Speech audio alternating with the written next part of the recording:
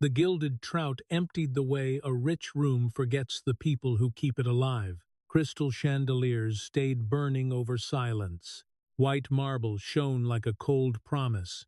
The last guests had drifted out into the Portland rain, leaving behind a faint braid of perfume.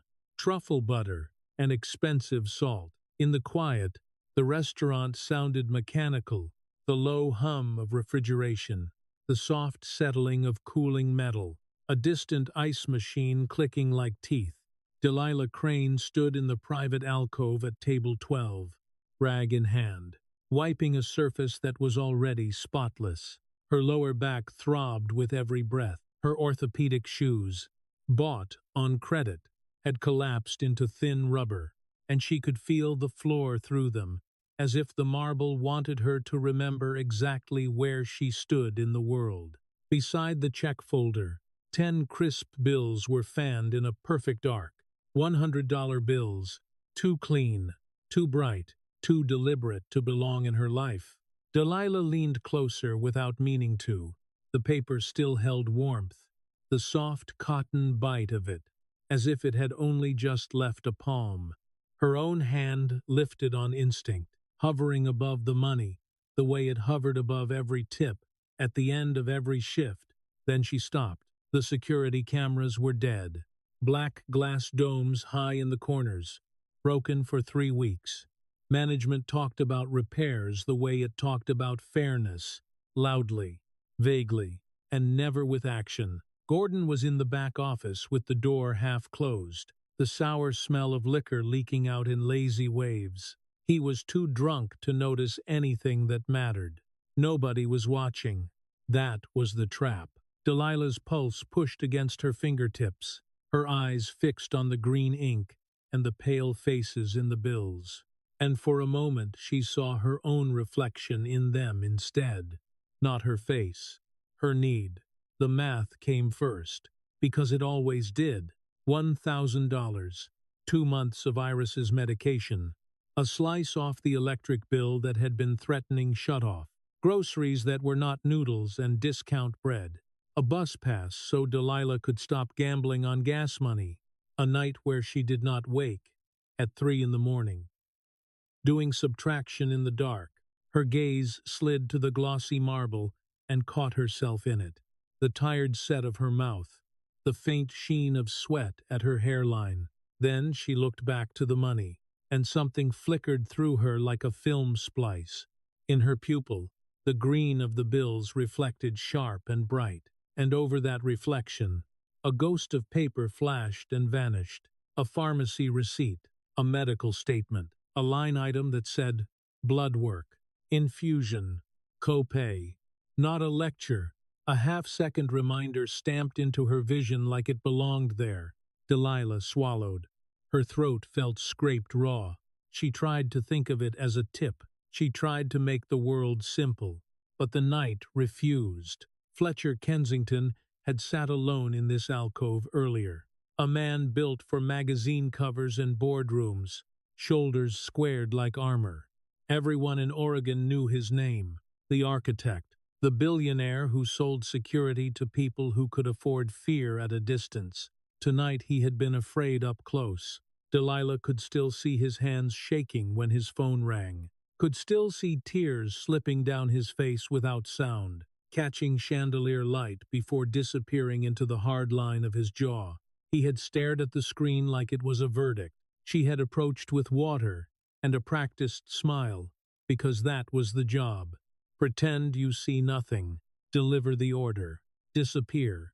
She had broken that rule anyway, softly, because she was a mother, and she recognized grief, the way you recognize smoke before you see the fire. Can I get you anything? His eyes had lifted, and for a heartbeat, he looked through her, as if she was glass. Then he blinked and snapped into control. Water, room temperature, Wagyu ribeye rare. I do not care about the sides. The steak had arrived perfect, crust seared, center ruby, untouched, like a wasted luxury. Fletcher cut one piece, chewed without tasting, then pushed the plate away. He checked his watch again and again, the flash of platinum at his wrist like a warning. Then the second call. Delilah had caught the words as she passed behind him. Urgent, breaking at the edges. My son is in the intensive care unit. I am on my way now. Move the meeting. Move everything. Intensive care. The words had landed inside Delilah like a fist. Fletcher had stood fast, chair legs scraping marble, phone pressed to his ear. He grabbed his coat and walked out with long, purposeful strides. The glass door swung behind him, letting in a slice of rain, cold air, and streetlight. Delilah had watched him slide into a black Bentley outside. The engine purred deep and expensive, a sound that felt padded with money. It rolled away smooth and sure, like the world would part for it. Then it vanished into the wet night, and the silence after it was louder than the car. Only rain tapping the windows, only the restaurant breathing through vents, only Delilah's heart thudding, too fast, too close, as if it wanted someone to hear her choice being made.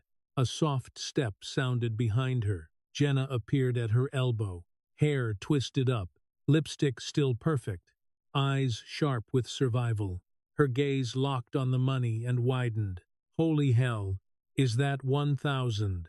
Delilah forced air into her lungs. I think he left it by mistake. Jenna's eyes flicked to the dead cameras, then to the back office door, then back to the bills, like they were a miracle. Mistake. That is rent for months. Finders keepers. It is not mine, Delilah said, and heard how small she sounded in a room built to make her small. He is a billionaire, Jenna snapped. He will not miss it. He will not even notice. Delilah stared at the bills until the green began to feel like pressure behind her eyes. She pictured Iris asleep next door, skin warm against thin blankets, breath steady for now. She pictured Fletcher's voice cracking on the phone, a father racing toward a hospital, while the rest of his life tried to keep scheduling itself around the disaster. Delilah's hand trembled. Then she moved. She gathered the bills in one clean motion and folded them tight, not like a prize, like evidence, like a test. She refused to fail. Jenna's grin faltered. What are you doing? Giving it back. Delilah said. Jenna stared as if Delilah had stepped off a cliff. Are you insane?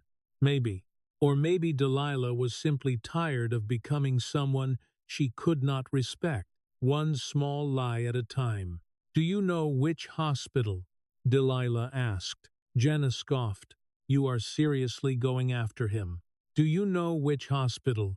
Delilah repeated, quieter now, the way she spoke when Iris finally slept. Jenna hesitated, then shrugged like she could not understand this kind of choice. Providence Memorial, Gordon said. His family donates to their cancer wing. Providence Memorial. The name hit Delilah like a starting gun. She slid the money into her apron pocket. The weight was small, but it pulled at her like gravity. Delilah reached behind her and untied the apron strings. The knot gave way. The fabric loosened around her waist. For a moment, she held it.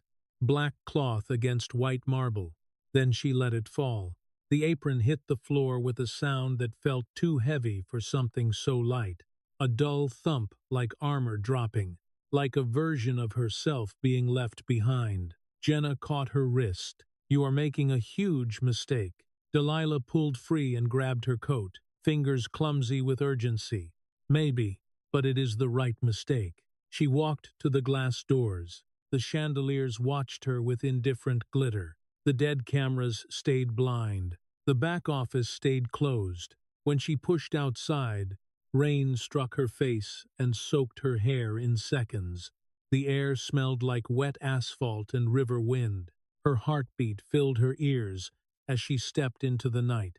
Delilah did not look back. The Bentley was long gone, and she went anyway. Rain hit Delilah's windshield with a steady violence, turning Portland into a smear of white and red lights. The Civic's wipers dragged across the glass in tired arcs, squeaking like they were protesting every mile. Each sweep cleared a narrow window of road. Then the water swallowed it again. The folded money in her apron pocket pulled at her like a stone, not heavy in weight, heavy in meaning. It pressed against her hip with every turn, reminding her there was no quiet way back to who she had been 10 minutes ago. Her hands stayed locked on the wheel, knuckles pale, shoulders tight. The engine sounded thin, like it was doing its best to imitate confidence. Streetlights bled into puddles. Tires hissed on wet asphalt. In the silence between the wiper squeaks, Delilah could hear her own breathing, too fast, too shallow, like she was already running. She took an exit without thinking and slid into a gas station that looked tired even under its bright fluorescent lights. The canopy buzzed overhead. The air smelled of gasoline and burnt coffee. Rain clattered against the roof like handfuls of gravel. Delilah killed the engine and sat still for a beat. Her eyes stared straight ahead, unfocused, as if the road had followed her into the car. Then she reached into her pocket and pulled the bills out. Green flashed against her palm, crisp edges, perfect corners.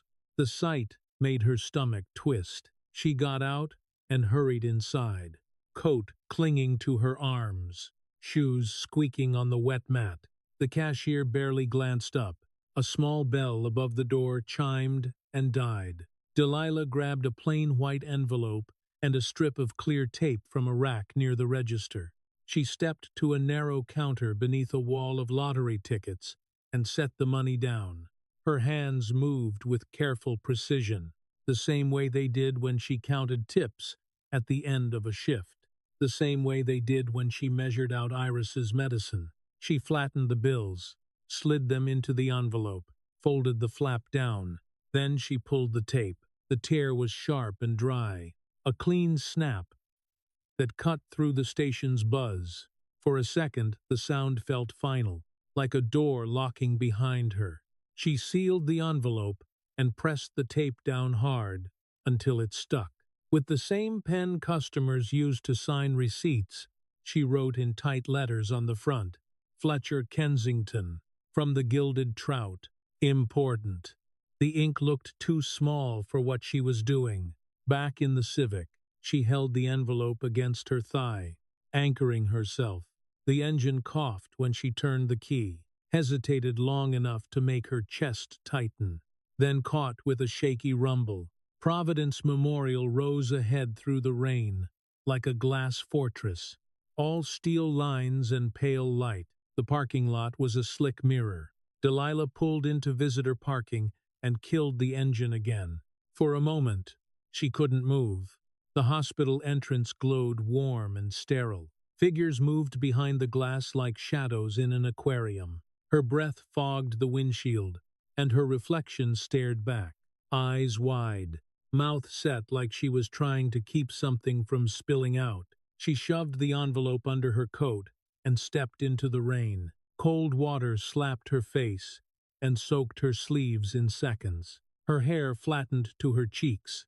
The wind pushed rain under her collar. She hurried across the lot, shoes splashing, and the automatic doors parted with a soft whoosh.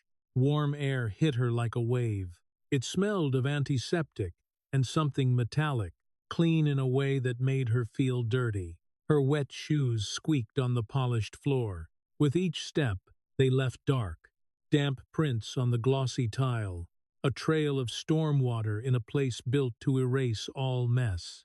Delilah saw the footprints behind her and felt a flush rise under her skin. People looked at her, quick glances that carried questions and assumptions. She kept her head down and walked anyway. The elevator doors opened with a chime. Inside, the mirrored walls reflected her thrift store coat, her damp hair, the tired set of her face. The numbers above the doors climbed slowly. Her heartbeat climbed with them. 4th floor. A soft ding. The doors slid open. The smell changed instantly. Stronger. Antiseptic. a faint sour note of stress.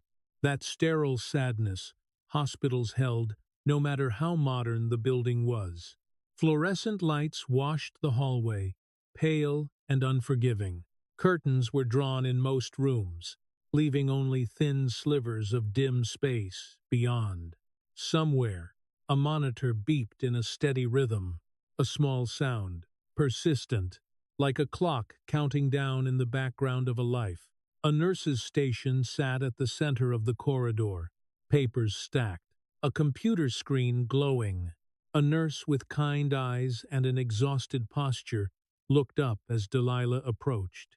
"Can I help you?" Delilah swallowed. Her tongue felt dry. "I'm looking for Fletcher Kensington. He was at my restaurant earlier. He left something behind. I need to return it." The nurse's expression tightened into something careful. "Are you family?" Delilah held the envelope up, not shoving it forward, just letting it be seen. "He left this by mistake. It's important." The nurse's gaze traveled over Delilah's soaked sleeves, the cheap coat, the damp footprints still visible near her shoes. Then she looked back at Delilah's face and paused. "Mr. Kensington is with his son," she said quietly. "The situation is delicate. I can't disturb them right now." "I understand," Delilah said. The beep in the hallway kept counting. "But please, just tell him I'm here. My name is Delilah Crane, from the Gilded Trout." The nurse hesitated, then nodded once. "Wait. Here." Delilah sat in a hard plastic chair that felt designed to make waiting hurt. The envelope stayed in her hands. The tape edge caught under her thumb. She rubbed it without noticing. The hallway breathed with quiet emergencies. A doctor hurried past, shoes squeaking. A man in a gown shuffled by pushing an IV pole, wheels rattling over the seams in the floor. Farther down, a woman sobbed into a phone in Spanish, words spilling fast and broken. The monitor beep continued, steady, small, unstoppable. Delilah stared at the elevator doors. They opened and closed with soft certainty, swallowing people and delivering them back into fear. Minutes stretched. 15, 20. Her phone buzzed once in her pocket. She didn't look. She couldn't afford to let Iris's world collide with this hallway. Not yet. Footsteps approached from the far end, heavy, slower than a doctor's rush, heavier than a nurse's glide. Delilah looked up. Fletcher Kensington appeared under the fluorescent lights, like a man stripped of his title. His shirt was untucked. His tie was gone. His eyes were red-rimmed and hollow. The sharp lines of him had blurred into exhaustion and shock. He stopped when he saw her. For a moment, he stared as if she was impossible, he said, and his voice sounded scraped, raw. Delilah stood too quickly, knees protesting. She held the envelope out with both hands. "You left this at your table. I thought you might need it." Fletcher's gaze dropped to the envelope, his brow furrowed, as if his mind had to push through fog to understand what he was seeing. Then recognition hit him, sharp and sudden. His throat worked like he swallowed something painful. "You brought it back," he said slowly. "It wasn't mine to keep," Delilah replied. He took the envelope. His fingers were steady, but his grip looked too tight, tendons standing out beneath the skin. He opened it. The bills showed in a clean stack, green against white. Fletcher stared. The hallway noise fell away. Even the beep seemed to soften, as if the building itself was listening. He lifted his eyes to Delilah. The billionaire mask didn't return. What was left was raw shock, and something close to disbelief. "Do you have any idea what most people would have done with this?" he asked quietly. Delilah's breath caught, kept it. Fletcher's mouth tightened, not in anger at her, but at the world. His gaze flicked toward the ICU doors, where a sign warned visitors to check in. The monitor beep counted again. "My son," he said, and the words cracked. "Car accident. Head trauma. They're saying the next 48 hours are critical. Delilah felt heat sting behind her eyes. I'm sorry. Fletcher studied her face like he was searching for the shape of her reason. You have a child, he said softly. Not a question, a recognition. Delilah nodded once. A daughter. And you still came here, he murmured, as if the idea hurt him to understand. In the rain? To return this. Delilah's fingers curled into her coat fabric. She could feel how wet it still was, cold against her skin. She could see her damp footprints behind her on the hospital floor, dark marks in a place meant to stay spotless. Fletcher exhaled, shaky, and closed the envelope like it was more than money now. Come with me, he said. Delilah hesitated only a heartbeat. Fletcher turned toward a small family waiting room down the hall, shoulders heavy but moving with purpose. The monitor beep followed them, steady and small. As Delilah walked after him, the sound of her wet shoes fading into the fluorescent light, Fletcher led Delilah down the hallway without looking back. His shoulders were rigid, as if he was holding himself together by force. The fluorescent lights flattened everything into pale glare, and the steady monitor beep followed them like a metronome. Softer now, but impossible to forget. He pushed open the door to a small family waiting room. Inside, the air was warmer but stale, thick with old coffee and disinfectant. A vending machine hummed in the corner, its lights flickering like it was tired. A cheap coffee maker sat on a counter, half full, sputtering every few seconds as if it wanted to quit. Two plastic chairs faced each other with an awkward space between them, and a stack of hospital pamphlets lay scattered like abandoned excuses. Fletcher shut the door behind them. The click sounded too final. For a moment he stood there, envelope in his hand, staring at the floor, as if it might offer instructions. Then he moved to the nearest chair and sat hard, shoulders collapsing inward.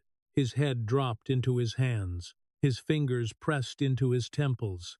The skin at his knuckles was pale. His voice came out muffled. His name is Owen. Delilah stayed standing for a beat, unsure where her body belonged in this room. She chose the chair across from him and sat carefully, coat still damp against the plastic. Her wet shoes squeaked once, a small, embarrassing sound. She folded her hands in her lap to stop them from shaking. He's 16, Fletcher said. His breath hitched on the word, like it hurt. Brilliant. Stubborn. He wanted to be an architect. Real buildings, not software. Fletcher's laugh was a single broken exhale with no humor in it. We fought this morning about curfew. I told him he was irresponsible. He stormed out, took his motorcycle. Fletcher lifted his head. His eyes were red-rimmed, like sleep had been ripped away. A thin line of moisture shone at his lower lashes, refusing to fall. And then the call, he whispered, like a sentence. The coffee maker sputtered again, loud in the silence. Delilah's chest tightened. She leaned forward slightly, not touching him, but closing the distance, the way a person did when they wanted to help and had no idea how. It's not your fault, she said. Fletcher's jaw clenched. The muscles jumped beneath his skin. I was supposed to be there, he said, and the words came sharper now, anger trying to cover the pain. I was supposed to be the kind of father who shows up. I wasn't. I was in meetings. I was arguing with my board. I was letting strangers decide what matters. His gaze flicked to the envelope in his hand like it was evidence of a different world, one where $1,000 could be a moral test instead of a rounding error. I keep thinking, he said, that if I had left 10 minutes earlier, or if I had just... His voice broke. He swallowed hard, throat working. I don't even remember putting that money down. Delilah watched his fingers tighten around the envelope. He wasn't gripping it like cash. He was gripping it like a lifeline someone had handed him by mistake. Most people would have kept it, Fletcher said. He stared at Delilah, as if he still couldn't reconcile her existence with the rest of the night. You know that. Delilah held his gazette. I know. Why didn't you? The question hung there, sharp and simple, no judgment, just desperation for something that made sense. Delilah's fingers curled together in her lap. She could feel the damp fabric of her coat against her wrists, cold and clammy. She breathed in and tasted antiseptic on the air. Because I've been the person on the other end of that phone call, she said quietly. Fletcher's expression changed, a flicker of recognition. Delilah didn't elaborate with a speech. She didn't need to. The look in her eyes did the work. Fletcher's shoulders sagged. His voice dropped. Rougher now. You have a child, a daughter. Delilah said. Fletcher stared at her for a long beat, as if he was trying to see the outline of her life without asking for it. Softer, almost reluctantly, he asked, "What's her name?" The name left Delilah's mouth like a prayer and a bruise at the same time. Fletcher nodded once. He rubbed his face with one hand, dragging the exhaustion down his features. And she's sick, isn't she? Delilah's throat tightened. He didn't press, but his eyes did. They were too sharp to be fooled by her steady posture. Delilah exhaled and let the truth sit between them without decoration. Leukemia. Fletcher's face shifted, the billionaire mask cracking further. Something like guilt moved under his skin, quick and ugly. He looked down as if the word had weight. "I'm sorry," he said, and for the first time, it sounded like he meant it for her, not just as a reflex. His fingers loosened on the envelope. "You walked into this building soaked to the bone with that hanging over you, and you still—" He shook his head, disbelief returning. "Quieter now. You still came." Delilah stared at the vending machine light flickering in the corner, because looking directly at his gratitude felt too intimate, too much like a gift she hadn't earned. She swallowed and forced herself to speak plainly. "You were racing toward the worst night of your life," she said. "I could fix one small thing, so I did." Fletcher's breath trembled. The monitor beep outside the room rose and fell like a distant heartbeat. For a moment, neither of them spoke. The silence was not empty. It was crowded with everything they weren't saying. Then Fletcher leaned forward, elbows on his knees, eyes locked on the floor. "I don't know what to do," he admitted. "The doctors talk like they're reading weather reports. Critical. Next 48 hours. Possible swelling. They keep using words that sound clean. But my son is." His voice cracked. "He's in there." Delilah's hands unclenched.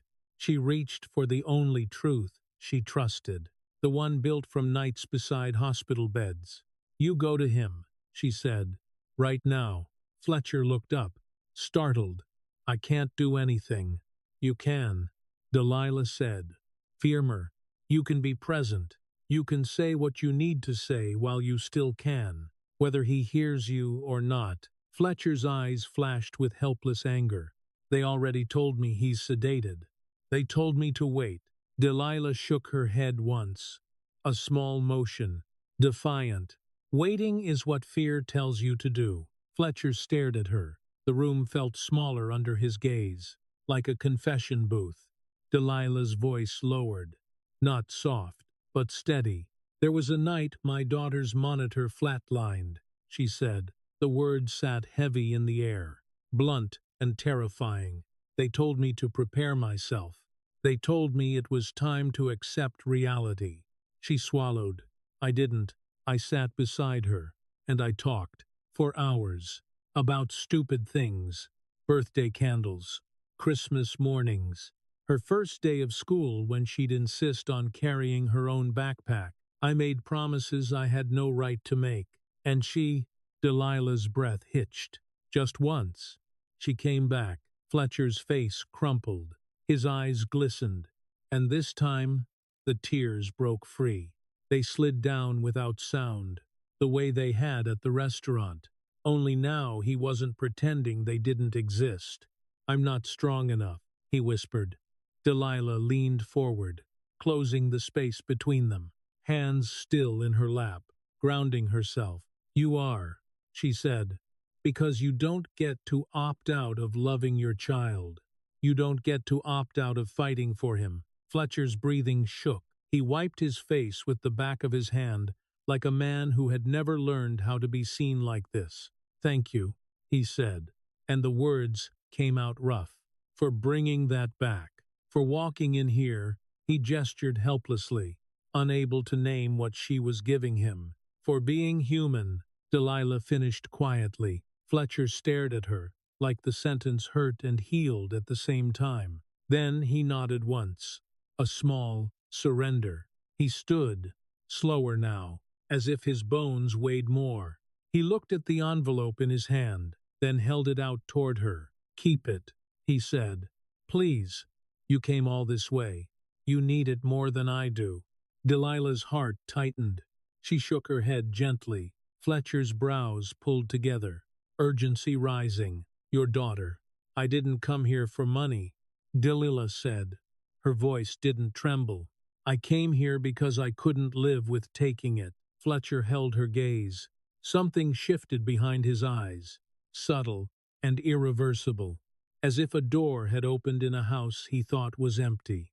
He slid the envelope back into his pocket. Then he reached for his phone with quick, decisive movements, thumbs moving fast across the screen. The glow lit his face from below, carving shadows under his cheekbones. He turned the phone toward her, a contact screen. His name, a number. That's my personal number, he said. If you ever need anything, anything at all, you call me. Not my office, not my assistant. Delilah stared at the screen. Her first instinct was to refuse, the way she refused anything that felt like charity. The second instinct was Iris, a small body under hospital blankets, and the way life could change in a single phone call. She looked up at Fletcher. His eyes were steady now, focused in a way they hadn't been all night. He wasn't offering money. He was offering access. A door no one like Delilah ever got invited to knock on. Promise me, Fletcher said, his voice sharpened with desperate sincerity. Promise you'll call if you need help. Delilah nodded once. I promise. Fletcher exhaled, as if that single word eased something in his chest. He slipped the phone into his pocket and turned toward the door. He paused with his hand on the handle, shoulders squared again, not with arrogance, but with decision. Then he left to go be with his son. Delilah stayed seated for a moment, the plastic chair cold beneath her legs. The vending machine hummed. The coffee maker sputtered. Somewhere down the hall, the monitor beep continued its steady count. She stood slowly and stepped back into the corridor. The fluorescent lights hit her face, and she blinked hard against the sting in her eyes. As she walked toward the elevator, her phone finally buzzed again in her pocket. This time she pulled it out. A single text from Mrs. Kowalski. Iris is sleeping. She asked for you. No worry. Come safe. Delilah stared at the words until her vision blurred. She typed back with stiff fingers. On my way. The elevator doors opened with a soft chime. Delilah stepped in. The doors slid shut, sealing her in a quiet box of reflected light. For the first time all night, her hands were empty, and somehow her chest felt fuller than it had when she was holding $1,000. Delilah drove home through streets slick with rain, the city lights stretching into long, trembling ribbons across the windshield. The Civic's heater wheezed warm air that smelled faintly of dust, and her coat steamed lightly as it dried against the seat. The night had not softened, but something inside her had shifted, like a muscle learning a new position. Kowalski's porch light was still on. Delilah parked crooked, too tired to correct it, and hurried up the steps. Her key scraped the lock before it turned. Inside, the small apartment was dim and warm, the air scented with chamomile tea and detergent. A lamp in the corner cast a soft circle of light across the living room rug. Kowalski stood in the doorway to the kitchen, hair in a loose bun, cardigan wrapped tight around her shoulders. Her face carried that quiet, practiced worry of someone who had raised children and learned how helpless love could feel. "She's sleeping," she whispered, as if Iris might hear her name through walls. "She asked for you. I told her you are doing something important." Delilah's throat tightened. "Thank you," she said. The words didn't feel big enough.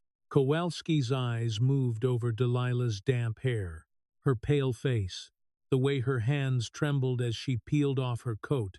"You are freezing," she murmured, and pressed a warm mug into her palms. "Drink." The ceramic heat seeped into Delilah's fingers. Her shoulders sagged. She stood there for a moment, breathing in steam and chamomile, letting her body remember it was allowed to be inside. Then she moved down the hall. Iris's room was small, the kind of room that had been decorated with love and compromise. A thrifted bed frame, a nightlight shaped like a moon, a stack of picture books beside the pillow. Delilah paused in the doorway, watching the rise and fall of Iris's chest. Her daughter's hair was spread across the pillow like dark ink. Her face looked younger in sleep, softer, as if illness could only touch her when she was awake. Delilah sat on the edge of the bed carefully, not to jostle her. She brushed a damp curl back from Iris's forehead. The skin felt warm, alive. Iris shifted, eyes fluttering open halfway. She whispered, voice thick with sleep. "I'm here," Delilah said. Her own voice broke slightly, and she swallowed hard to smooth it out. "I'm right here." Iris's hand found Delilah's sleeve and held on with weak determination. "You were gone long." Delilah forced a smile. "I had to do something," she said softly. "Something important." Iris blinked, trying to focus. "Did you get the medicine?" The question hit like a blade. Iris didn't mean to hurt her. She was 7. She just lived in a world where medicine and money were braided together. Delilah leaned down and pressed a kiss to Iris's hair. "Not tonight," she said, careful. But soon, Iris's eyes drooped. She sighed, a small sound that carried too much trust. Delilah stayed until Iris's breathing deepened again. She stayed until the tension in her own chest loosened enough to let air all the way in. Then she rose and slipped back into the living room. Kowalski was still there, rinsing a cup at the sink with slow, tired movements. She glanced over her shoulder. "Everything okay?" "She's okay," Delilah said. Her voice sounded far away, even to herself. She asked about medicine. Kowalski's mouth tightened. She dried her hands on a towel. "You are a good mother," she said simply, like she was placing a hand on Delilah's shoulder without touching. Delilah stared at the mug in her hands. The warmth was fading. She could still see the bright green bills in her mind, still feel the phantom weight that had been in her pocket. She could still hear Fletcher's voice when he said the word son, the way it cracked like glass. She could still see the number on his phone screen. Access. A door. Kowalski watched her quietly. In the silence, the apartment made its small sounds. The refrigerator cycling, pipes ticking, rain tapping faintly at the window. Delilah set the empty mug down with a soft clink. Her hands shook as she reached for her phone. Her thumb hovered over the screen. "This is not charity," she told herself. "It's a promise he asked for, a promise she gave." She opened the contact she had saved, because she had saved it. Of course she had. Fletcher Kensington. The name looked unreal in her phone next to old numbers like landlord and clinic and Mrs. Delilah stared at it, heart pounding, then forced herself to lock the screen. Not tonight, she thought. Tonight was for Iris's breathing. Tonight was for the quiet fact that she had done one hard thing and survived it. She went into her own room and lay down fully clothed. The sheets felt cold at first, then warmed under her body. Her eyes stayed open, staring at the ceiling. Her mind replayed the hospital hallway, the steady beep, the way Fletcher's face had collapsed when she spoke about fighting for a child. A soft vibration broke the quiet. Delilah's phone buzzed on the nightstand. She froze. The screen lit the dark in pale blue. Unknown number. Her breath caught. Her fingers moved slowly, like sudden motion might make the call disappear. She answered and held the phone to her ear. Hello. For a second there was only static, like rain inside a wire. Then a voice, low and rough with exhaustion. Delilah. It's Fletcher. Her heart kicked hard against her ribs. Mr. Kensington. Fletcher. He corrected. Voice strained but firm. Sorry. He exhaled. Shaky. I didn't want to call. I know it's late, but I couldn't sleep, and I realized I never asked you if you got home safe. Delilah swallowed. I did, she said. I'm home. Iris is asleep. A pause. The name Iris seemed to settle between them like something sacred. Thank you, Fletcher said quietly. He sounded older than he had in the restaurant, older than his 42 years. I went back in there. I talked to him, like you said. Delilah closed her eyes. How is he? Another pause. Longer. Fletcher's breath scraped. He's still critical. His voice faltered. I didn't sit in the hallway. I didn't wait. I was with him, because you told me to be.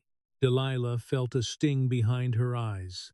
She pressed her free hand against her forehead, grounding herself.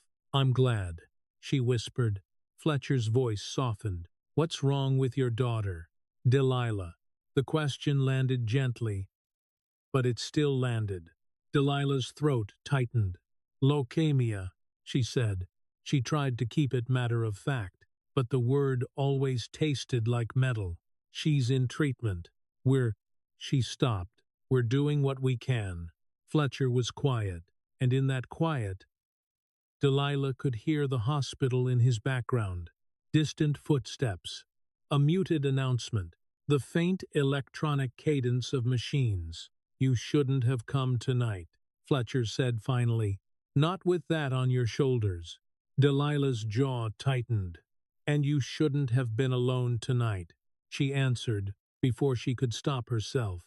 A small exhale from Fletcher. Almost a laugh, but softer. You're stubborn. So are you, Delilah said, and surprised herself with the steadiness of it. Another pause. Then Fletcher's tone shifted.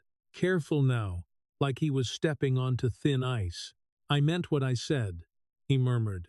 If you need anything, you call me. Delilah stared into the dark. Her apartment was quiet, except for the distant rain. Her daughter breathed down the hall. The world felt balanced on a needle, she said, and the word carried more weight than it should have. I will. Fletcher's breath eased, just slightly. Silence stretched. Not awkward, just full. Then Fletcher spoke again, softer. I don't know what happens next, he admitted, but you reminded me tonight that people can still be decent. That matters more than you think. Delilah swallowed past the lump in her throat. Get some rest. Fletcher, she said. You need to be there when he wakes up. He exhaled. Shaky. I'll try. The line clicked off a moment later. Delilah stayed with the phone against her ear for a beat, listening to nothing, as if she could still hear his grief through the dead air. Then she lowered it and stared at the ceiling again. Her hands were empty, but the promise was not. In the dark, rain kept falling, steady and indifferent, while Delilah lay awake, feeling the strange, frightening sensation of a door opening somewhere she had never been allowed to enter. 3 days moved like a blur of shifts, pills, and rain that never quite stopped. Delilah kept showing up at the Gilded Trout, with her hair pinned tight and her smile pinned tighter, as if routine could keep the universe from changing its mind. On the third evening, the dining room was half full, all soft jazz and clinking glass. Delilah balanced a tray of cocktails on her palm, the stems vibrating faintly with each step. Her feet ached before the night even started. Gordon found her near the service station. His face was already sour, as if someone else's good news personally offended him.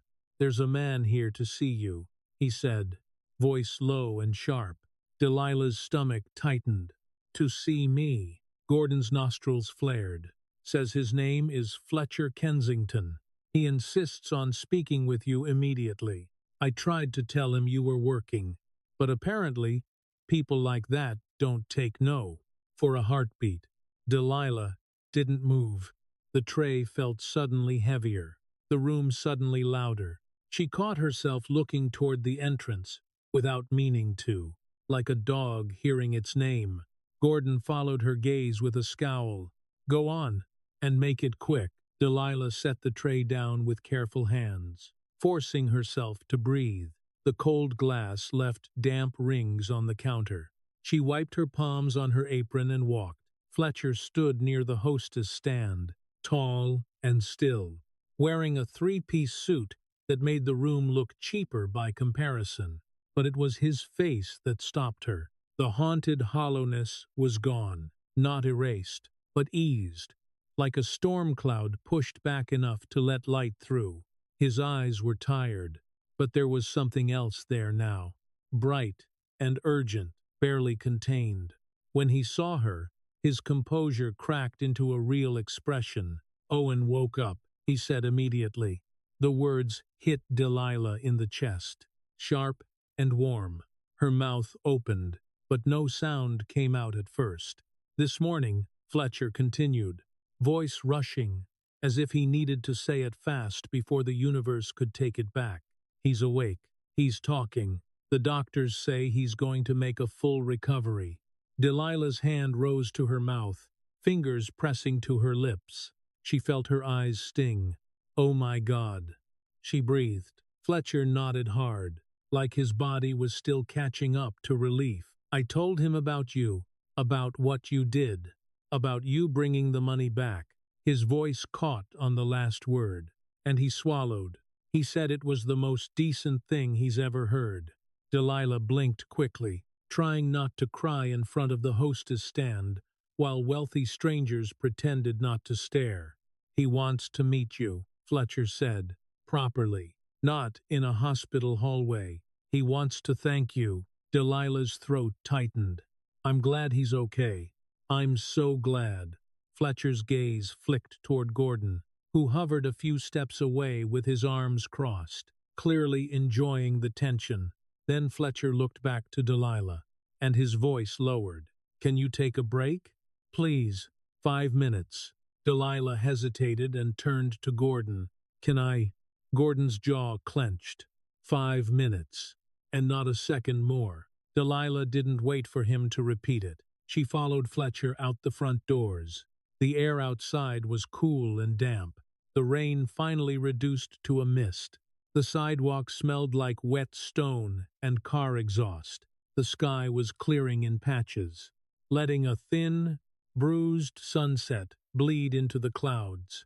Fletcher stopped under the awning and faced her.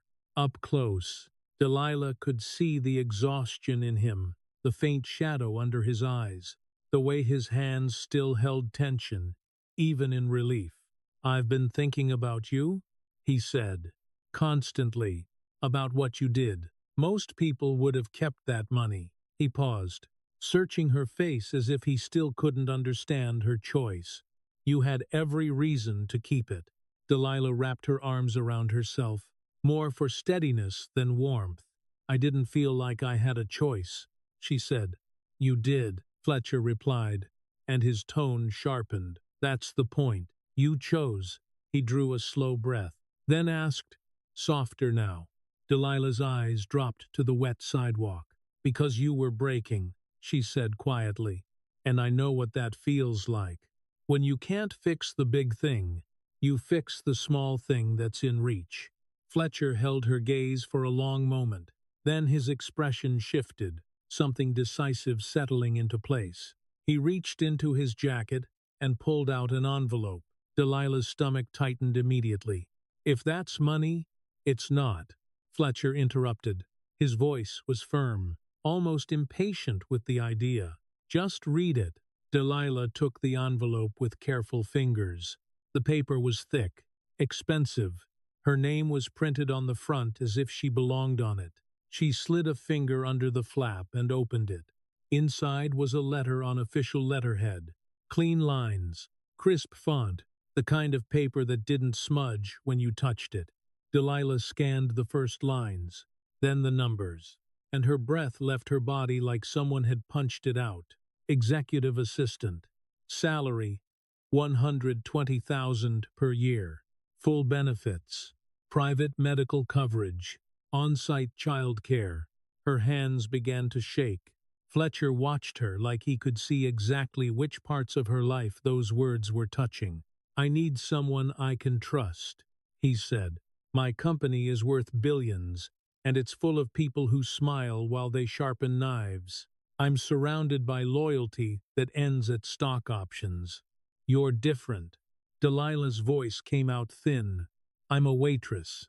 You're a woman who chased a stranger through the rain to return money you needed," Fletcher said. "You're a woman who told me to stop waiting and go talk to my son. You're not naive. You're principled, and you notice things. You see people when they think they're invisible." Delilah's throat tightened. "I don't have business experience. I can teach process," Fletcher said. "I cannot teach character." The misty air curled under the awning. Somewhere inside the restaurant, a glass clinked. The city kept moving like nothing was happening. Delilah looked down at the letter again, as if staring hard enough might reveal a hidden trick. Iris's face rose in her mind, and for a second she couldn't breathe. "Why are you doing this?" she whispered. Fletcher's eyes softened. "Because 3 nights ago I thought I was losing everything, and a woman I had never met reminded me goodness still exists. You gave me a rope, Delilah. I'm handing you one back." Delilah swallowed. The letter trembled between her fingers. "Can I think about it?" she asked. Fletcher nodded once, but his urgency didn't fade. "Of course, but not for long. There's a board meeting next week. Big one. If you say yes, I want you there." Delilah pressed the envelope to her chest, like it could keep her heart from exploding. She looked up at him, and the world felt strangely quiet for a moment. "I'll let you know tomorrow," she said. Fletcher exhaled, relief flickering across his face, as if he couldn't help himself. He reached out and took her hand. His palm was warm, steady. His grip wasn't possessive. It was grateful, grounding. "Thank you," he said quietly, "for everything." Delilah squeezed once, then gently pulled her hand back.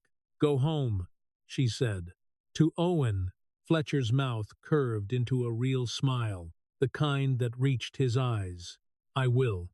He stepped back toward the curb, then paused as if he wanted to say more, thought better of it, and turned away. Delilah watched him get into the Bentley and drive off, tail lights fading into the damp evening. Inside her coat, the offer letter felt like a live wire. Behind her, Gordon opened the restaurant door and barked her name. Delilah didn't flinch. She stared down at the printed salary one more time. The benefits, the child care, all of it impossibly real. Then she folded the letter carefully, slid it back into the envelope, and held it tight as she walked back into the Gilded Trout, like a woman carrying a future she wasn't sure she deserved. Delilah's last day at the Gilded Trout ended without ceremony. Gordon took her notice with a tight smile that looked like relief. The chandeliers kept glittering. The marble stayed cold.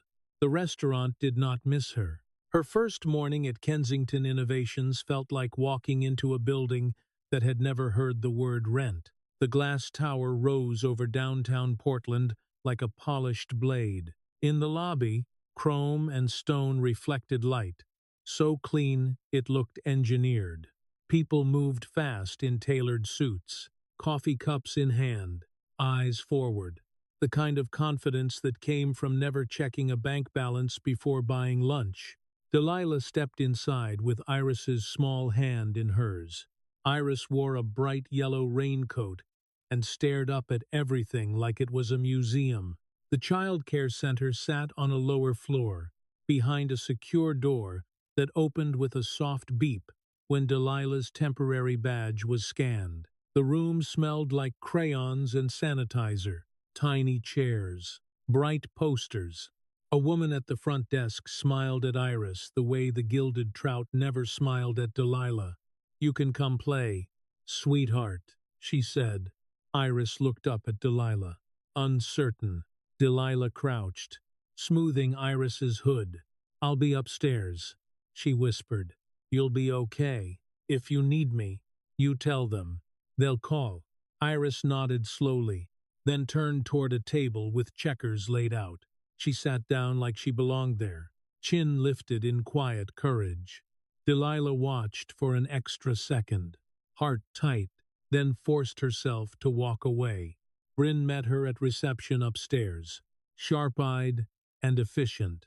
She didn't smile, but her gaze took Delilah in the way an appraiser examined value. "Mr. Kensington is expecting you," she said. "Follow me." The elevator ride up was silent, except for the soft hum of machinery and Delilah's own breathing.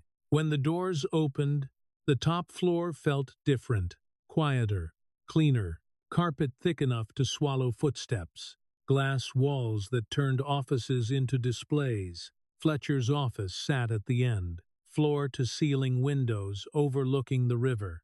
He stood when Delilah entered. "You came," he said, and the relief in his voice was immediate. "I said I would," Delilah replied. Her voice came out steadier than she felt. Fletcher's mouth curved into a small smile. "How's Iris?" "Downstairs," Delilah said. "She's already found a checkerboard." Fletcher's expression softened. Then his face shifted into something more serious, and the air in the room tightened. "I want to be clear, Delilah. This isn't charity. I'm not hiring you because I feel sorry for you. I'm hiring you because I need you. This company is successful, but it's rotten in places.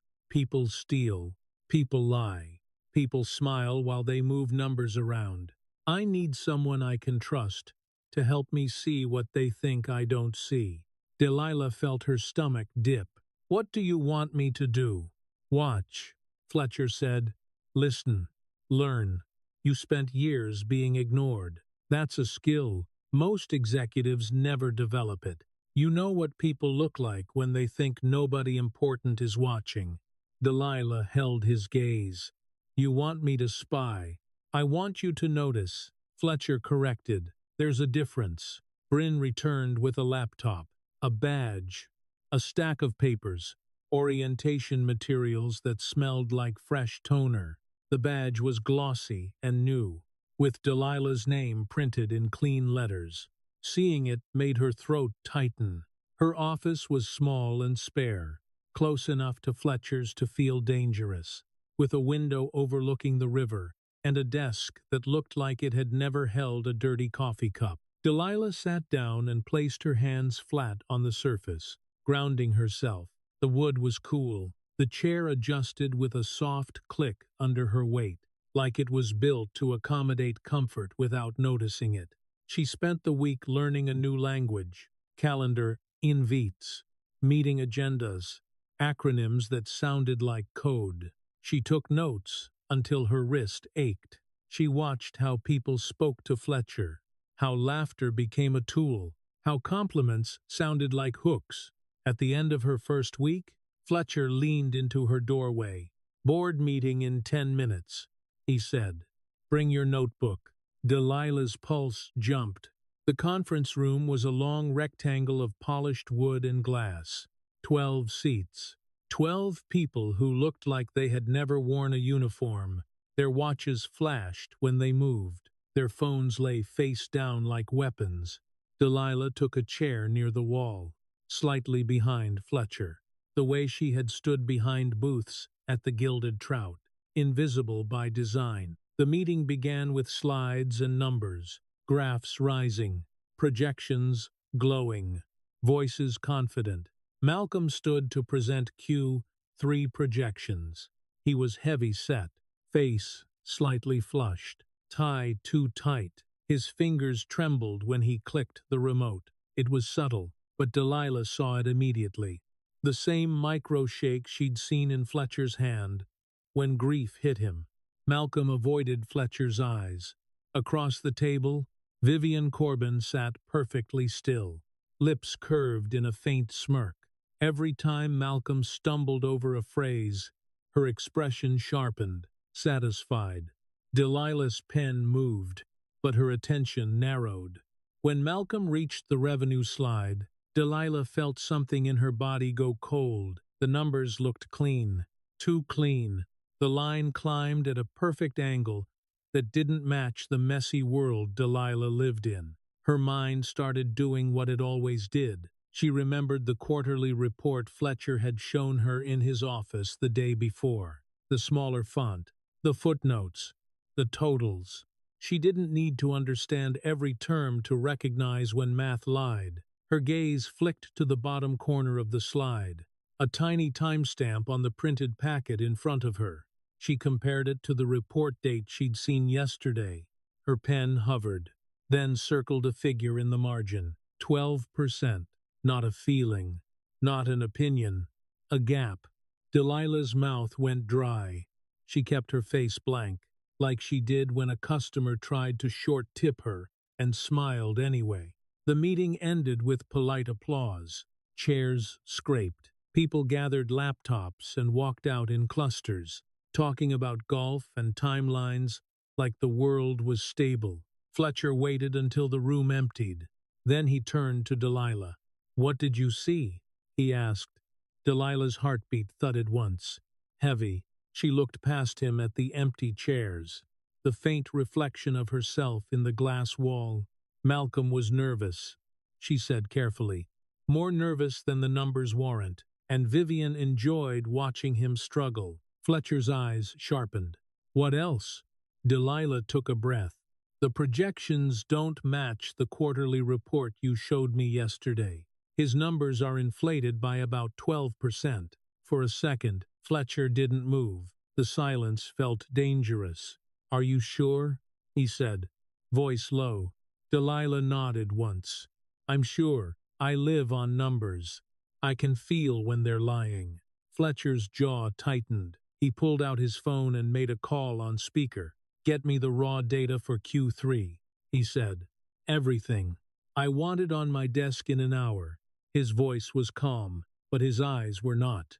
Delilah stood there with her notebook pressed to her chest, pulse racing, realizing she had just done something irreversible. She had come into this building as a woman who used to disappear between tables, and with one observation, she had made herself visible. The raw data arrived in a locked folder on Fletcher's desk an hour later. Delilah stood beside him as he opened it. The office lit by the gray afternoon outside the window. The computer fan whispered. A notification pinged once, sharp in the quiet. Fletcher's cursor moved with controlled precision. Spreadsheet tabs lined the bottom like a row of teeth. Delilah watched the file names first, because file names were where people hid intentions. Q3. Raw export. Original. Revision 2. Revision 3. Fletcher clicked one. A timestamp sat in the corner of the file window, small and undeniable. He clicked another. A later timestamp. Another. Later again. The pattern formed like footprints in fresh snow. Delilah's stomach tightened. Fletcher didn't speak at first. His jaw flexed once. He scrolled, eyes scanning in a way that didn't look like reading. It looked like hunting. Numbers shifted as he moved down the sheet. Tiny edits, tiny adjustments spread across divisions, each one small enough to seem like a rounding error, all of them adding up to something too clean to be real. Delilah's pen hovered over her notebook. She wrote one line and underlined it twice. 12%. Fletcher stopped scrolling. He turned his head slightly. Are you still sure? Delilah met his gaze. Fletcher picked up his phone. Bring Malcolm to my office. He ended the call before anyone could answer. Delilah's throat went dry. The air in the room felt thinner, like the windows had opened to winter. Minutes later, Malcolm arrived with a smile that didn't reach his eyes. He filled the doorway, tie straight, shoulders squared, trying to look like authority instead of fear. You wanted to see me, Fletcher. Fletcher didn't offer him a chair. He didn't raise his voice either, which made it worse. Close the door. Malcolm. Malcolm did. The latch clicked. Fletcher turned his monitor so Malcolm could see. The spreadsheet glowed blue and white. Fletcher pointed with one finger, then another. Explain these revisions. Malcolm leaned forward, squinting as if confusion could save him. I don't. I'm not sure what you're... Fletcher clicked. A new file opened. Another timestamp. Another trail. Don't. Fletcher said softly. The word landed heavy. Malcolm's smile collapsed. His eyes flicked once toward Delilah, quick and resentful, like he wanted to blame the wrong person for noticing. Those are minor adjustments. Malcolm tried. Standard smoothing. You know how forecasting is. Fletcher cut him off with a calm that felt like a blade. Forecasting doesn't require hiding revisions. It doesn't require shifting revenue between divisions. It doesn't require creating a new export every time you touch a number. Malcolm swallowed. His face went red. It's not what you think. Fletcher leaned forward slightly. Then tell me what it is. Silence. The computer fan hissed. Somewhere outside the office, a copier started up, distant and indifferent. Malcolm's shoulders sank a fraction. My contract is up next month, he said finally. Bonuses are tied to performance. He stopped. He licked his lips. I needed the board to see growth. Fletcher's eyes didn't blink. You lied to them. I was protecting the company. Malcolm snapped, anger flaring as panic turned to defense. If the board panics, the stock drops. Investors run. You know how they are. I was. You were protecting yourself, Fletcher corrected. Still quiet. Malcolm's breathing went shallow. He looked again at Delilah, eyes hard now. This is because of her. Because you brought in some, Fletcher said, and the word hit like a slammed door. He reached into a drawer and pulled out a single sheet of paper. The top line was bold, termination, effective immediately. Fletcher set the paper down on the desk, then slid it across with 2 fingers. Malcolm stared at it as if it were poison. You can't do this. I have leverage. I have. Fletcher's tone didn't change. You have a choice. You sign. You leave quietly. And our legal team handles the rest. Or you don't. And this becomes public. Malcolm's eyes darted. His hands trembled as he picked up the pen. The tip scratched against paper. His signature looked like a wound. Fletcher didn't gloat. He only watched, expression unreadable, then pressed a button on his desk phone. Security, he said. Please escort Malcolm out. Malcolm's chair scraped back. He shoved the pen down as if it insulted him. As he walked toward the door, he paused just long enough to throw one last look at Delilah. It'll be you next, he muttered. Then he was gone. The door closed. The latch clicked again. The office settled into a silence that felt too clean. Delilah realized she'd been holding her breath. When she exhaled, it sounded loud. Fletcher stayed standing behind his desk. For a moment, he looked older, tired in a way money couldn't touch. He stared out the window at the river like he was watching something sink. You did the right thing, he said without turning. Delilah's fingers tightened around her notebook. I just ended a man's career. Fletcher finally looked at her. He ended it when he started lying. Delilah, she swallowed hard. It still felt like a line crossed. Fletcher stepped closer, voice lower. if I let it slide. It tells everyone else. The rules are optional. That rot spreads. You don't negotiate with it. Delilah nodded once, but her stomach still twisted. Fletcher's gaze sharpened. And Delilah, be careful now. The warning landed softly, but it carried weight. Delilah left his office and walked to her own, the carpet swallowing her steps. The glass walls reflected her, like she was already someone else. Inside, her small office felt too quiet. The river beyond the window moved steadily, unconcerned. She set her notebook down and stared at the ink line that said 12%. A soft knock came at her door. Delilah looked up. Vivian Corbin stepped in without waiting for permission. Her heels clicked on the floor, sharp and measured, each sound a clean point of pressure. She closed the door behind her with gentle care, like she was sealing a room for a private lesson. Vivian's gaze slid over Delilah slowly, stopping on her hands, as if she could see the ghost of trays and hot plates in the calluses. Vivian said, voice smooth as polished stone, "You're the one who got Malcolm fired." Delilah kept her face still. "I did my job." Vivian smiled without warmth. "Your job is to take notes, not to play detective." Delilah's pulse quickened, but her voice stayed level. He was stealing. Vivian took a step closer. The scent of expensive perfume cut through the office's clean air. "This place runs on relationships, sweetheart, loyalty, and you just announced to everyone that you're Fletcher's knife." Delilah met her eyes. "I'm not here to be liked." Vivian's smile sharpened. "Then you'll do fine here." She leaned in slightly, lowering her voice, turning it into something almost kind. "But you should understand something. Charity fades, novelty fades, and when he decides you're inconvenient." Vivian's gaze dropped to Delilah's hands again. "No one will throw you a rope." Delilah's fingers curled once, then relaxed. She held Vivian's eyes and didn't look away. Vivian straightened, satisfied. "Enjoy your promotion path while it lasts." She walked out.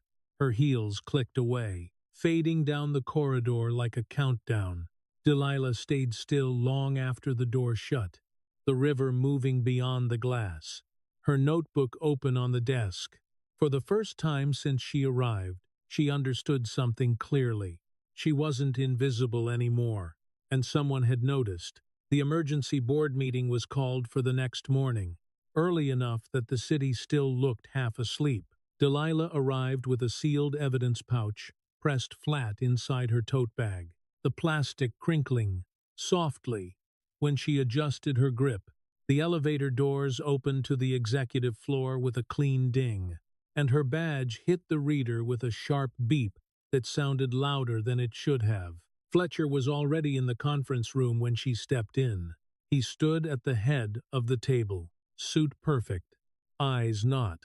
A projector hummed, casting a pale rectangle onto the far wall. On the table, a thick stack of papers sat squared like a weapon. Vivian Corbin entered 5 minutes later, heels clicking with measured confidence. She didn't look at Delilah. She didn't need to. Her posture said she believed the room belonged to her. Gregory Hunt arrived with his Apex team. Smile easy, handshake ready. The kind of man who treated tension like a performance. He settled into a chair and spread his hands as if offering partnership. Board members filtered in, remembered coffee in hand, casual laughter forced into place. The room smelled like cologne and toner and warm electronics. Delilah sat near the wall with her notebook open but unused. Her eyes stayed on Vivian's hands, the way they rested too calmly on the table, fingers still, nails immaculate, no tremor, no doubt. Fletcher waited until the door shut. The latch clicked. The room quieted into attention. "We're not voting on the merger today," Fletcher said. A ripple moved through the table. A few eyebrows lifted. Gregory's smile held, but it tightened at the corners. Vivian's gaze flicked to Fletcher for the first time, cool and unreadable. Fletcher reached down and slid a slim black folder across the table toward the center. Then another, then a small clear pouch. The projector image changed with a soft click. A screenshot filled the wall, an email header, long lines of metadata, dates and times, sender fields, message IDs. Delilah felt her pulse climb. The hum of the projector sounded like a throat clearing before an accusation. Fletcher's voice stayed calm. Before we discuss terms, the board needs to see what's been happening behind closed doors. Vivian's chin lifted slightly, the smallest adjustment. Her eyes narrowed on the screen. Fletcher opened the evidence pouch and placed a USB drive on the table. The drive was sealed in a tamper-evident sleeve. A red strip ran along the edge, printed with a serial number. A small white label sat on top with black text. Delilah Crane. Submitted. Date and time. Fletcher didn't say her name. He didn't need to.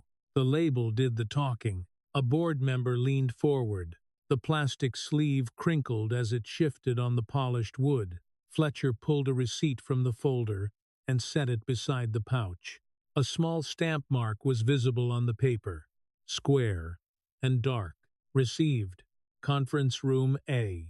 The stamp ink looked fresh. Delilah heard it in her head anyway, the hard thump of a stamp that made something real. Chain of custody, Fletcher said, documented.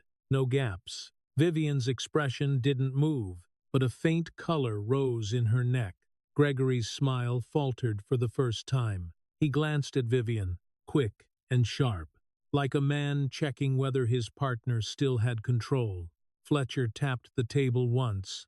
A technician on the far end of the room plugged the USB into a laptop connected to the projector. The screen flickered, then filled with a file directory. A folder name expanded. Exported communications. A timestamp column glowed on the wall. Delilah watched Vivian's hands now. The fingers had tightened slightly. Nails pressed faint crescents into skin. Fletcher clicked. A message chain appeared. Emails. Subject lines clean. The kind of polite language people use to hide knives.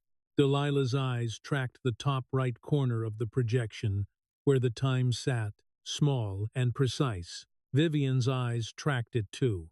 Fletcher highlighted one line, a forwarded message. A reply beneath it. Another. He didn't read everything. He didn't lecture.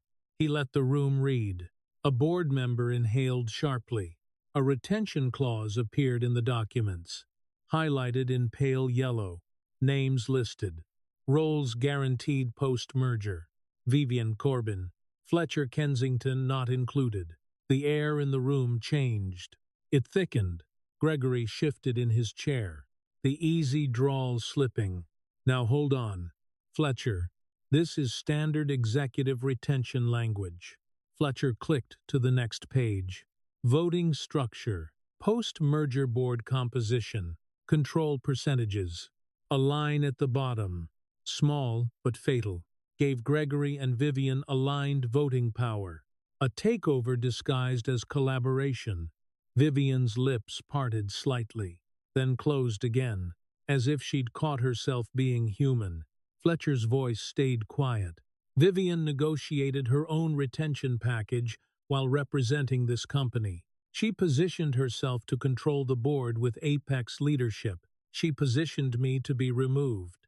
Vivian laughed once, a short sound with no warmth. Misinterpretation, she said. You're spinning. Fletcher clicked again. A calendar invite appeared on the wall. Private meeting.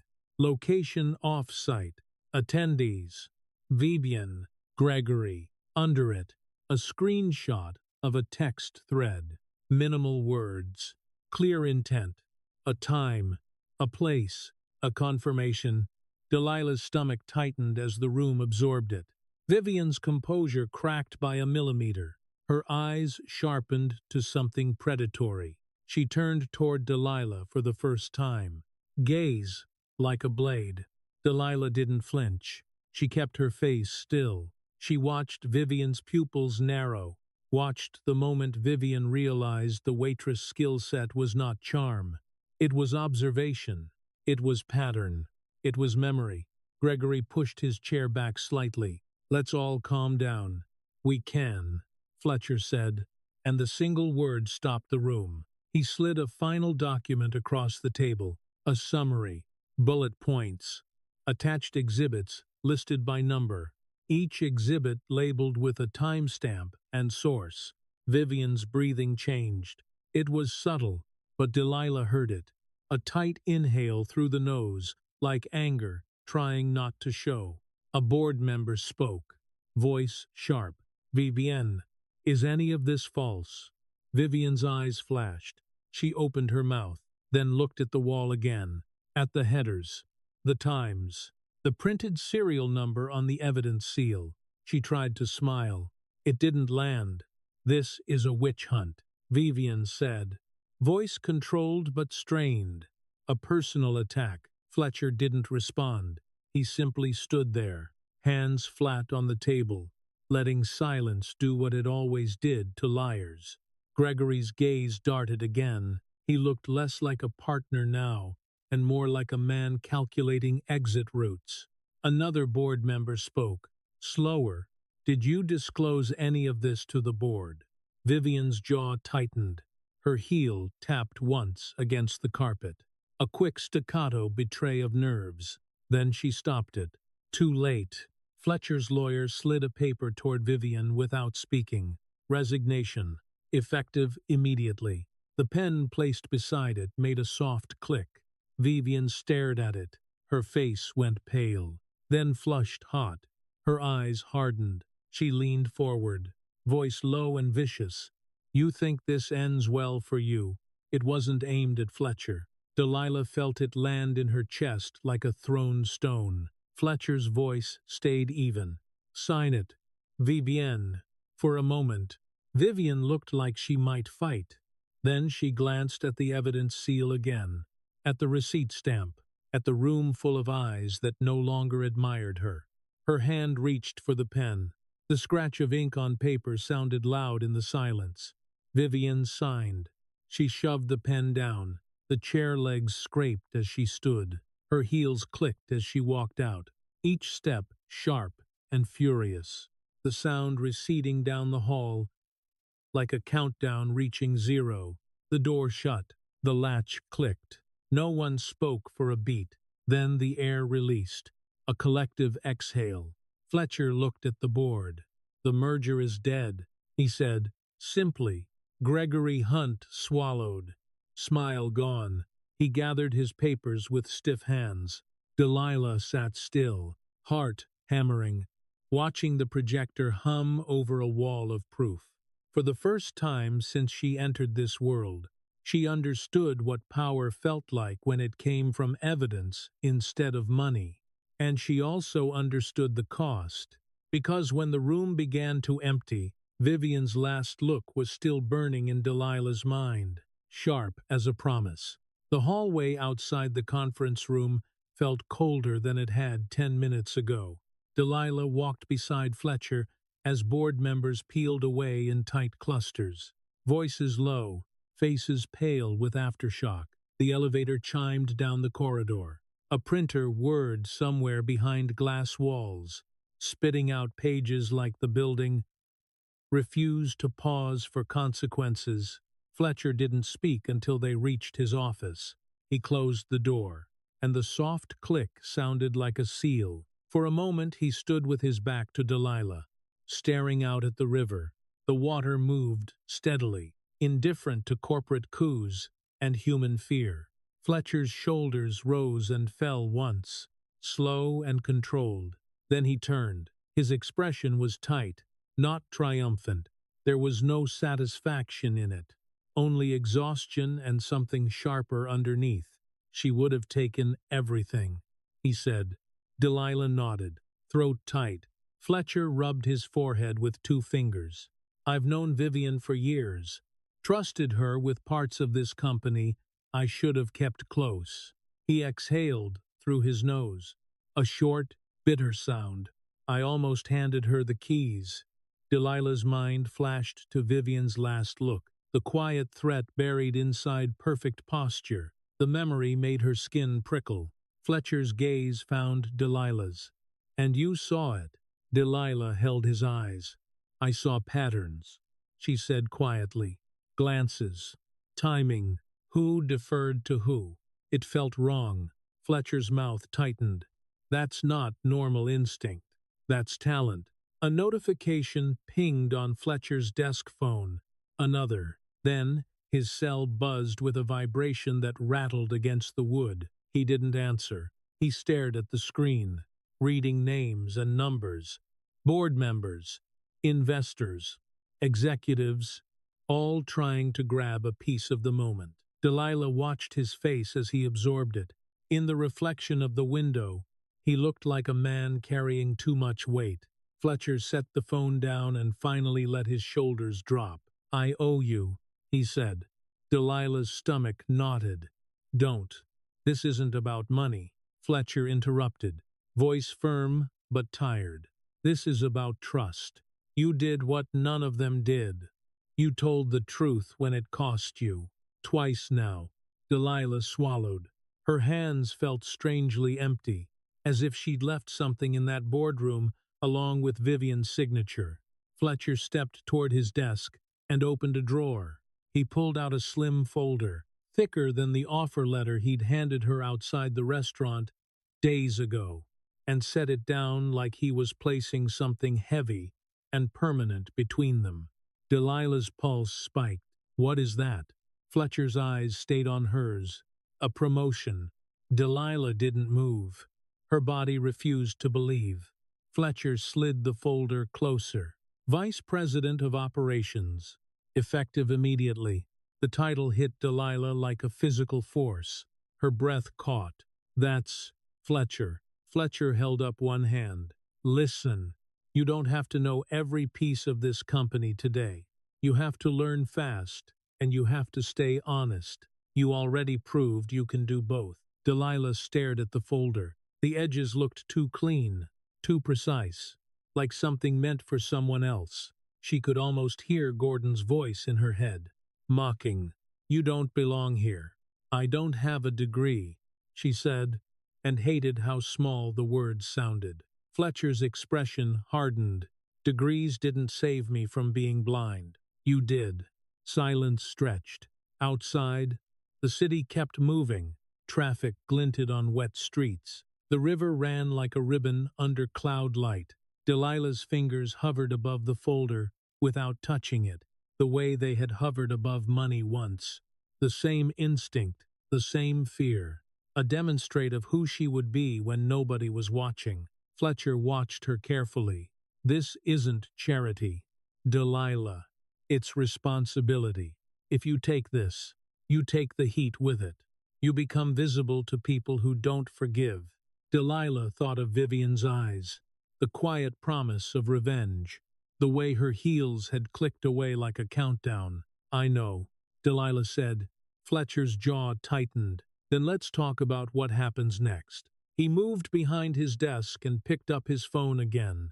This time he answered, voice controlled, professional. The merger is terminated. There will be no further discussions. Our legal counsel will follow up in writing. He ended the call and looked at Delilah. Security is already reviewing access logs. Vivian's badge is disabled. Her building access is cut. But people like her don't stop because a door is locked. They look for other doors. Delilah nodded slowly. Like reputations. Fletcher's eyes sharpened at the word. Exactly. A knock came at the door. Bryn stepped in without waiting for permission. Face tight. Media is calling. Investors too. Vivian's assistant says she's demanding her personal files from the server. Fletcher's voice turned cold. She'll get what legal allows. Nothing more. Bryn hesitated, then glanced at Delilah, assessing again, as if Delilah's presence had become a new variable everyone had to account for. And Malcolm, Bryn added. He's threatening to sue for wrongful termination. Fletcher's mouth tightened. Let him. Breen left. The door clicked shut again. Delilah felt the room press in. This was what winning looked like in this world. Not applause and confetti, but fires lit in every direction. Fletcher leaned forward, palms flat on the desk. "We're going to do this clean," he said. "No back alley retaliation. No sabotage. Facts. Procedure. Paper trails. That's how you kill rot without becoming it." Delilah's throat tightened at the phrase, "without becoming it." A new buzz rattled on Fletcher's desk. A different vibration. Delilah's eyes flicked to the screen by accident and froze. An email preview from an unknown sender. Subject line, "Your waitress thinks she's untouchable." Delilah's stomach dropped. Fletcher saw her expression and followed her gaze. His face went still. He opened the email.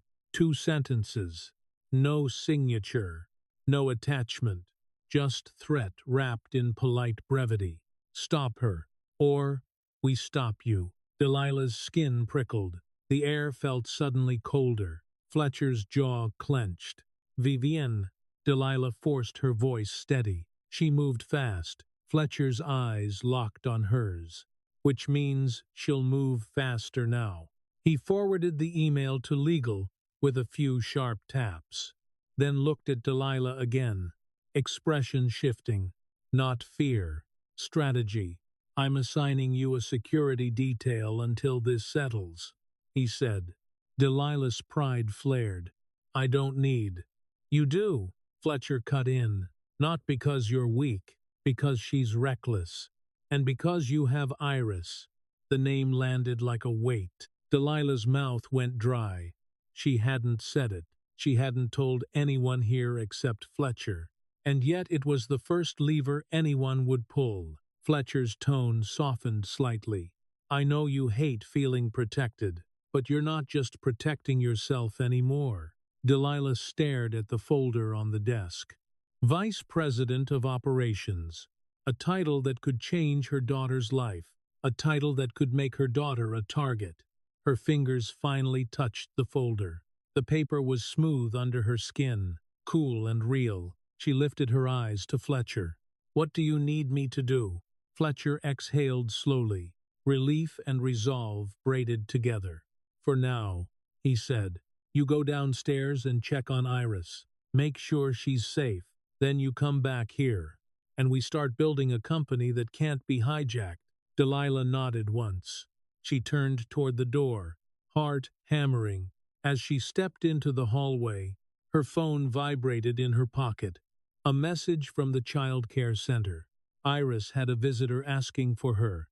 Delilah stopped walking. The carpet swallowed her footsteps, but her pulse sounded like thunder. She stared at the screen, throat tightening as one thought sliced through her mind, cold and immediate. Vivian didn't need a badge to reach what mattered. Delilah didn't run. Running would turn fear into a show. She walked fast enough to look purposeful, not panicked. Badge swinging lightly against her blazer as she headed for the elevator. The hallway lights reflected off glass walls, turning her into a moving outline. The elevator doors took too long to open. When they finally did, she stepped in and pressed the button for the childcare floor, with a finger that didn't quite stop trembling. The ride down felt endless. The soft hum of the elevator motor sounded like a held breath. When the doors opened, warm air and the faint smell of crayons hit her. Children's voices floated from behind the secure door, bright and careless. The sound of a world that didn't know it could be threatened. Delilah's badge beeped at the reader. The door unlocked. She stepped inside and immediately found the front desk attendant, a young woman with a headset and a clipboard. Her expression tightened by embarrassment. "Ms. Crane," she began. "Where is she?" Delilah asked. Her voice stayed level, but it carried. The attendant's eyes flicked toward a small seating area near the windows. A man stood there in a navy jacket, hands folded politely, posture too careful. He looked like he belonged in a lobby, not a daycare. He held a paper gift bag with cartoon animals on it, the kind of detail that tried too hard. Across from him sat Iris at a tiny table, focused on a checkerboard, chin lifted, stubborn concentration on her face, as if the world couldn't distract her if she refused to look up. Relief hit Delilah first. Iris was seated, not crying, not frightened. Then anger followed, hot and quiet. Delilah approached without rushing. She crouched beside Iris and rested a hand on her daughter's shoulder. Iris looked up, eyes bright. She said, as if Delilah had simply arrived early. Delilah kept her smile small and real. "Who is that?" Iris glanced toward the man. He said, "He knows you. He brought a present." Iris's voice lowered, like she was sharing a secret. "I told him you don't like surprises." Delilah's chest tightened with a sharp tenderness. "Good girl," she murmured. She stood and faced the man. He smiled. "Polite. Ms. Crane, I'm sorry to intrude. I'm a friend of." "Of who?" Delilah asked. The man's smile held, but his eyes shifted, flicking briefly to the staff as if he wanted witnesses. "Miss Corbin." The name landed like ice. Delilah kept her expression still. "Vivian doesn't have access to this floor," she said calmly. "So tell me what you're doing here." The man lifted the gift bag slightly like a peace offering. "Ms. Corbin asked me to deliver something. For your daughter. No harm intended." Delilah took one step closer, stopping at a distance that forced him to tilt his head up slightly. Her voice stayed quiet. "You used a child to deliver a message." The man's smile tightened. "I'm just—" Delilah raised one hand, palm out. "Not dramatic. Just final. Leave." His eyes narrowed a fraction. "Ms. Corbin believes there's been a misunderstanding. She would like—" "Leave," Delilah repeated, and now there was steel under the word. The attendant at the desk straightened, hand hovering near a phone. Another staff member shifted closer, protective instinct waking up. The man glanced around, realizing the room had changed. He nodded once, controlled. Of course, he set the gift bag on the floor near the table. Like leaving it made him look reasonable. "Please tell her I tried." Delilah didn't look at the bag. She kept her gaze on him until he turned and walked out. Only when the secure door beeped and locked behind him did Delilah exhale. She crouched again, smoothing Iris's sleeve. "Are you okay?" Iris nodded. He smelled like strong soap. She wrinkled her nose. "And he talked like a robot." Delilah almost smiled. "That's because he was—" Iris leaned closer. "Am I in trouble?" Delilah's voice softened. "You did exactly right. You didn't go anywhere with him. You told him you don't like surprises." Iris's shoulders loosened. Delilah stood and looked at the staff. "Thank you for messaging me." The attendant's cheeks flushed. "I'm sorry," he said. "He had permission. He had your name. He knew details. He was very convincing." Delilah finished gently. "It won't happen again." Delilah took Iris's hand. "Come on, sweetheart. We're going upstairs for a minute." Iris's eyes widened. "To the big office." Delilah managed a small smile. "Just for a minute." They rode the elevator up together. Iris swung their joined hands once, unaware of the tremor in Delilah's grip. Delilah kept her posture steady, shoulders relaxed, face calm, like she wasn't carrying a storm inside her. Fletcher met them in the hallway outside his office, expression hard the moment he saw Iris. "Is she okay?" he asked. Delilah nodded once. "She's fine. But Vivian sent someone to the child care center." Fletcher's face went still. His jaw tightened in a way Delilah had seen only once before. The moment he realized betrayal had reached something sacred. He looked down at Iris and softened his voice. Iris looked up at him. then offered her hand like she was greeting a teacher. "Hello." Fletcher shook it carefully, like her small fingers were fragile glass. "You're very brave." Iris shrugged. "Serious. I'm good at checkers." Fletcher's mouth considers a smile. "Stay good at it." He straightened and looked at Delilah. "That was a warning shot," he said.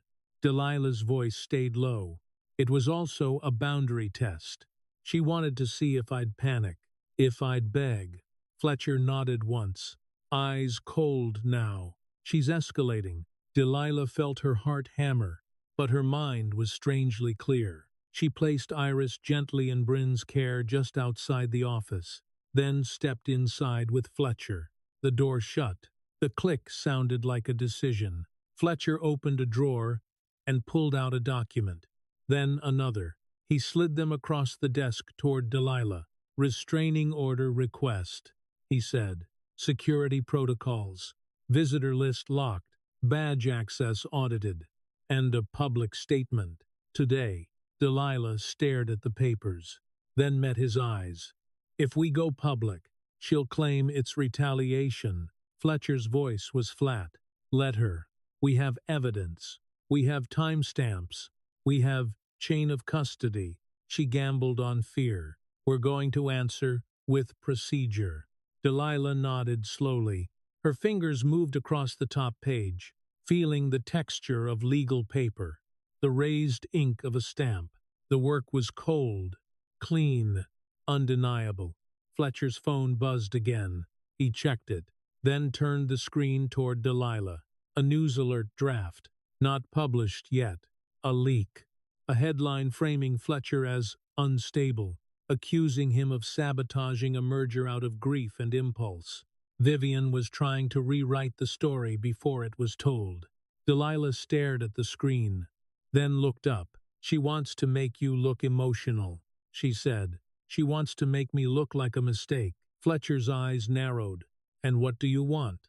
Delilah's gaze flicked toward the glass wall, toward where Iris waited with Bryn, small and bright and unaware. The image steadied her. "I want her away from my child," Delilah said. Fletcher nodded. "Then we do this now." The rest of the day moved with surgical speed. Legal drafted. Security locked down access points. A building-wide memo went out with new visitor policies, printed in plain language. A report was filed. A statement was prepared with dates and facts. No drama, no adjectives, just reality. By late afternoon, Vivian's name appeared in an internal notice. Resigned. Under investigation. Contact through counsel only. It wasn't a cinematic downfall. It was something colder. It was a door closing. That evening, Delilah took Iris home. The apartment smelled like chamomile again. Kowalski met them at the door, worry softening into relief when she saw Iris's smile. Iris ran to her room, shedding shoes like the day had been ordinary. Delilah stood alone in the kitchen, the quiet settling around her. She pulled a folded receipt from her pocket, a stained old slip of paper she'd kept without meaning to. The Gilded Trout, Table 12, a number printed at the bottom, like a ghost of a life that had almost been hers forever. She set it on the counter. Then she placed her new badge beside it, glossy and clean, her name printed in sharp black letters. 2 pieces of paper, 2 worlds, one choice that had dragged her across the line between them. Delilah stared at them until her breathing slowed. From the hallway, Iris called out, sleepy and trusting. Delilah answered immediately, "I'm here." She turned off the kitchen light and walked toward her daughter's voice. Behind her, the badge and the old receipt stayed on the counter, side by side, proof that integrity didn't come with a spotlight. It came with consequences, and it didn't care who was watching.